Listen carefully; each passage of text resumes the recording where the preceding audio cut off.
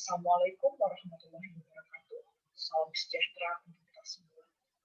Salam mahasiswa, selamat datang dalam pembelajaran modul 5 mata kuliah umum bahasa Indonesia dengan materi kalimat efektif.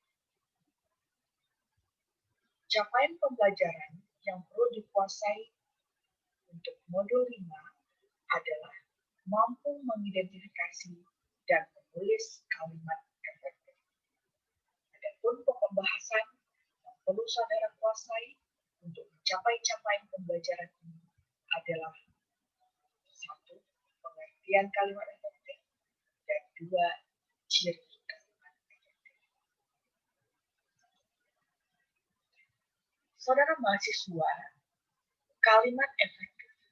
Kita awali dulu pemahaman dengan kata efektif. Efektif dalam KBBI, itu salah ya, efektif dalam KBBI dapat menghasilkan, berhasil guna, atau mampus. Jadi, kata lama untuk efektif ini adalah mampus, kata barunya adalah efektif. Bagaimana yang efektif itu?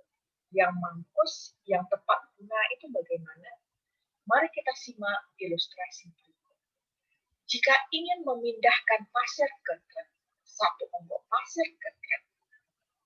Jika ingin memindahkan pasir ke truk, perkakas yang paling efektif adalah A. Sekop, B. Sendok.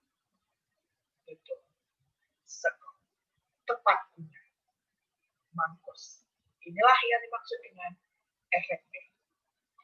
Karena itu, apa kalimat efektif? Kalimat efektif itu mampu mewakili gagasan penulis atau pembicara dan menciptakan kesamaan pemahaman antara penulis dengan pembicara, antara penulis dengan pembaca, dan antara pembicara dengan pendengar. Kalimat efektif adalah kalimat yang mampu menimbulkan kembali gagasan-gagasan pada pikiran pendengar atau pembaca, seperti gagasan yang ada pada pikiran pembicara atau penulis. Kalimat efektif dikatakan sebagai kalimat yang efektif. Suatu kalimat dapat dikatakan kalimat efektif apabila berhasil menyampaikan pesan, gagasan, perasaan, maupun pemberitahuan sesuai dengan maksud yang ingin disampaikan oleh si penulis atau pembicara. Itu yang kalimat efektif. Orang yang mampu merumuskan kalimat dengan efektif, maka gagasannya akan cepat diterima oleh orang lain. Maka gagasannya tidak akan menimbulkan interpretasi yang berbeda. Karena kalimat efektif itu mampu menciptakan kesejajaran makna antara apa yang dimaksud oleh pembicara atau penulis dengan yang dipahami oleh pembaca atau pendengarnya. Oleh karena itu, dapat disimpulkan kalimat efektif sebagai kalimat yang dengan tepat mengungkapkan gagasan dan ide yang ingin disampaikan oleh pembicara atau penulis. Apakah kalimat efektif harus menggunakan diksi yang tepat? Ketika kita ingin mengatakan konsep persaingan, kita memilih kompetensi atau kompetisi? Ya, kita memilih kompetisi. Apabila diksinya salah, mungkinkah kalimat menjadi efektif? Betul, tidak mungkin. Lalu, bagaimana dengan ejaan? Suatu waktu, saya pernah membina perkuliahan dan memfasilitasi kelas itu dengan adanya WA. Pada suatu kesempatan, ada seorang menulis kalimat, besok tidak kuliah diakhiri dengan tanda titik. Keesokan harinya, ketika tiba di kelas untuk melangsungkan tatap muka, tidak seorang pun mahasiswa yang hadir. Setelah dikonfirmasi, ternyata mahasiswa tidak hadir karena membaca pemberitahuan besok tidak kuliah. Ironisnya, yang memberikan informasi ternyata tidak paham ejaan, tanda baca. Harusnya menggunakan kata tanda tanya maksudnya, malah menggunakan tanda titik. Sehingga tidak efektif. Apakah kalimat efektif itu harus menggunakan ejaan yang tepat? Bagaimana jawaban saudara? Iya. Harus menggunakan ejaan dengan tepat. Jadi, apakah kalimat efektif harus menggunakan ejaan yang tepat? Jawabannya adalah iya. Apa saja ciri kalimat efektif? Yang pertama, kalimat efektif itu harus sepadan, harus hemat, harus logis, harus cermat, harus satu atau padu, harus paralel, harus tegas. Apakah ketujuh ini harus diperhatikan ketika menulis kalimat? Iya, harus diperhatikan. Apakah dia selalu muncul dalam kalimat? Tergantung pada kalimat yang dirumuskan. Nah, ini pertanyaan-pertanyaan yang sering muncul di kelas tatap muka. Kesepadanan itu apa? Kesepadanan berkenaan dengan keseimbangan pemakaian struktur bahasa, keharmonisan antar pola berpikir dengan pemakaian struktur subjek, predikat, objek, keterangan. Subjeknya harus jelas, minimal adalah S dan P. Jadi kita harus terampil dalam membedakan mana yang subjek, mana yang predikat, mana yang objek. Tidak perlu melakukan pengulangan subjek agar kalimatnya efektif. Cepat ditangkap oleh, cepat diterima gagasannya oleh mitra tujuan kita. Mahasiswa datang ke kelas, kemudian mahasiswa berdiskusi. Tidak efektif. Menjadi efektif apabila hilangkan mahasiswa pada subjek yang kedua, mahasiswa datang ke kelas, kemudian berdiskusi. Lalu, kalimat efektif itu juga harus hemat. Hemat bukan berarti pelit. Artinya, kita hanya harus terampil dalam memilih kata yang tepat, yang tanpa mengurangi makna atau mengubah informasi. Menggunakan jumlah kata tanpa mengurangi makna atau mengubah informasi. Itu yang hemat. Kehematan ini dapat dicapai pertama dengan menghilangkan pengulangan subjek seperti ini. Atau menghindarkan pemakaian superordinat pada hiponimi. Nah, atau menghindarkan kesinoniman kata dalam kalimat. Jadi tidak perlu. Masyarakat Indonesia mengenal banyak jenis hantu pocong. Nah, banyak jenis itu kan sinonim. Jadi tidak perlu menghindarkan kesinoniman. Lalu hantu pocong, superordinat dengan hiponiminya. Hantu itu umum, pocong itu khususnya. Jadi, masyarakat Indonesia mengenal banyak hantu. Menjadi efektif. Lalu kelogisan. Kelogisan berkenaan dengan kita harus mampu atau terampil dalam memilih ide kalimat itu. Ide kalimat dapat dengan mudah dipahami dan penulisannya sesuai dengan ejaan yang berlaku.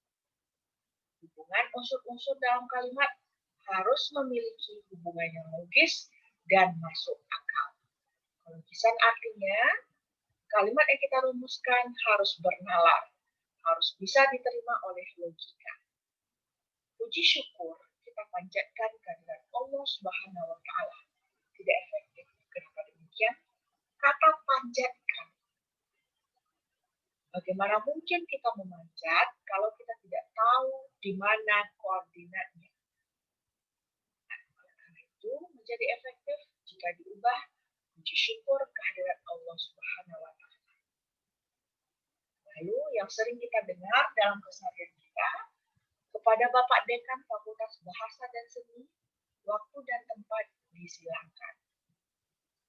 Nah, harusnya yang disilakan itu bukan waktu dan tempatnya, tapi personalnya, Bapak Dekannya. Oleh karena itu, pada Bapak Dekan Fakultas Bahasa dan Seni disilakan. Lalu kecermatan. Kecermatan berkenaan dengan cermat dalam memilih diksi. Cermat dalam membedakan kata yang memiliki kemiripan. Agar makanan ini tidak berjemur, hindari dari air. Tidak efektif ya, karena salah, karena tidak cermat diksinya. Harusnya cermat, berjemur beda dengan berjamur. Berjemur konsep yang dibawanya adalah proses mengurangi kadar air dengan bantuan matahari.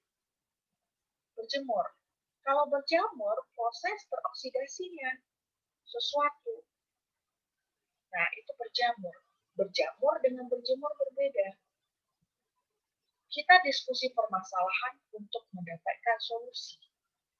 Kita diskusi permasalahan, ini harusnya ya. Kita diskusi permasalahan untuk mendapatkan solusi. Kita diskusi atau kita diskusikan.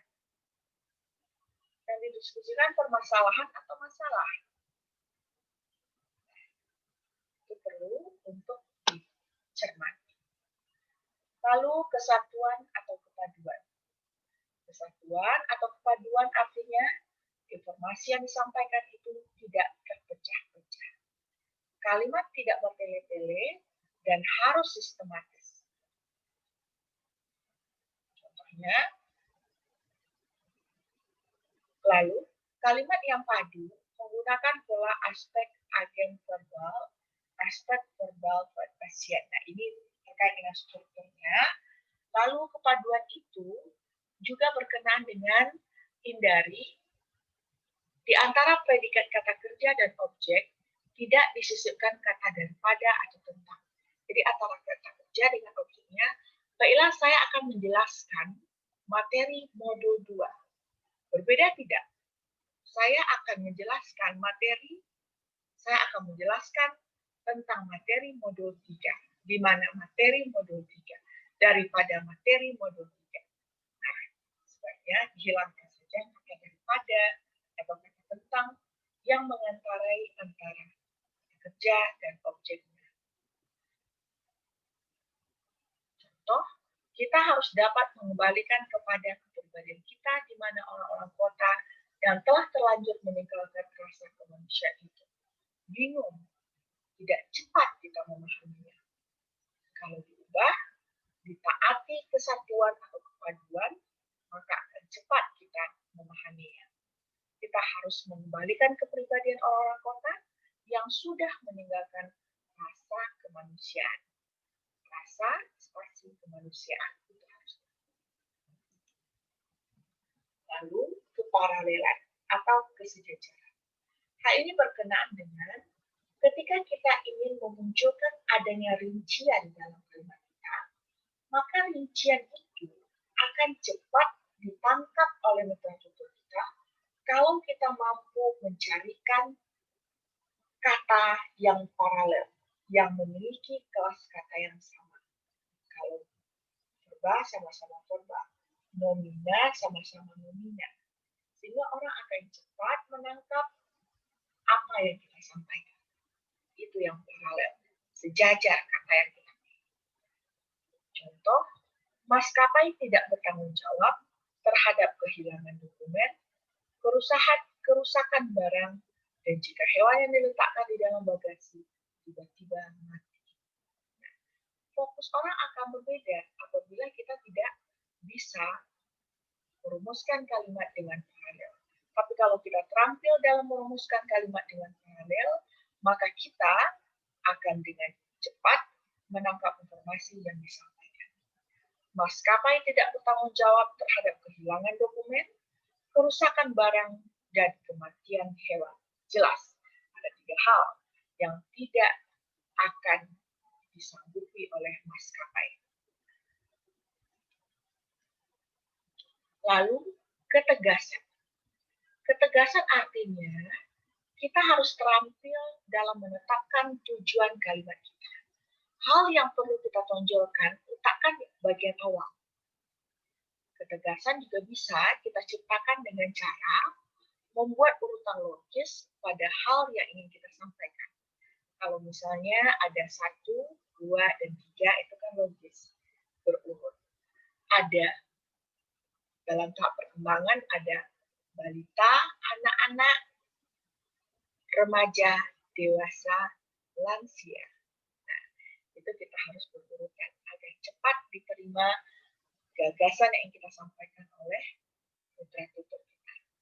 Presiden menegaskan agar kita selalu hidup disiplin. Penggemarnya tidak hanya anak-anak, tetapi juga remaja, orang tua, bahkan kakek-kakek.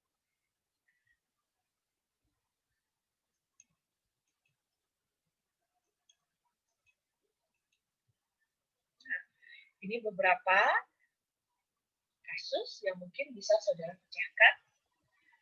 Pada bulan Januari adalah merupakan hari jadi lahirnya saya ke dunia ini, dan saya selalu merayakannya. Banyak kesalahan dalam kalimat ini. Banyak ciri kalimat efektif yang dilanggar sehingga kita tidak dengan cepat dapat memahami apa yang ingin disampaikan oleh penulis. Bulan, apakah sudah diwakili dengan kata Januari?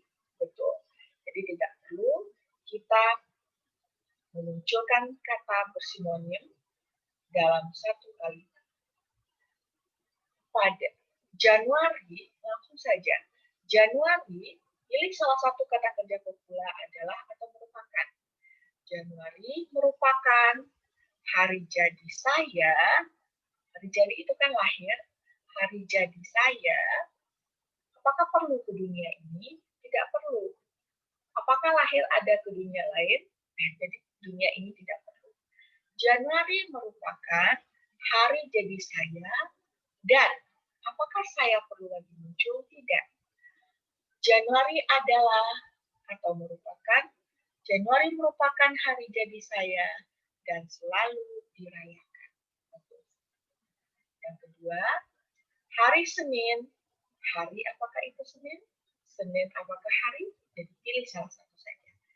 Senin, kami menonton film hantu kuntilanak. Nah, apakah hantu itu kuntilanak atau kuntilanak adalah hantu? Pilih salah satu. Menonton film kuntilanak. Senin kami menonton film kuntilanak karena penontonnya sangat banyak sekali. Nah, apakah karena di sana perlu dicermati penggunaan preposisinya, karena atau dan. Karena kita ingin menambahkan keterangan tambahan. Menonton film itu menggambarkan bahwa penontonnya banyak. Apakah sangat banyak sekali? Itu tidak berlebihan. Sudahlah banyak, sangat, tapi sekali. Nah, jadi penontonnya banyak. Dan penontonnya banyak. Yang ketiga, kuliah tatap muka hari ini, di mana dosen menjelaskan daripada kalimat efektif daripada mahasiswa. Dari penggunaan kata daripada dan tentang yang mengantarai antara kata kerja dan objeknya. Lalu, kuliah tatap muka hari ini, kuliah tatap muka hari ini, dosen menjelaskan kalimat efektif kepada mahasiswa. Dilan mencintai Milea, sayang dengan Milea, dan ada jalinan hubungan dengan Milea. Apakah susah ditangkap informasinya? Iya, karena tidak paralel. Dilan mencintai Milea, menyayangi Milea. Mileanya apa perlu muncul 2 kali? Tidak perlu. Dilan mencintai menyayangi, dan menjalin hubungan dengan Milea. Ini perbaikannya. Saudara mahasiswa, demikianlah kegiatan pembelajaran kita atau materi yang perlu saudara kuasai di modul ini. Untuk mengefektifkan pemahaman saudara, saudara bisa membaca modul, memahami isi modul lebih jauh, atau bisa juga mencari literatur tambahan jika diperlukan dan menyelesaikan tugas yang diberikan. Terima kasih atas partisipasi saudara hari ini. Assalamualaikum warahmatullahi wabarakatuh. Salam sejahtera.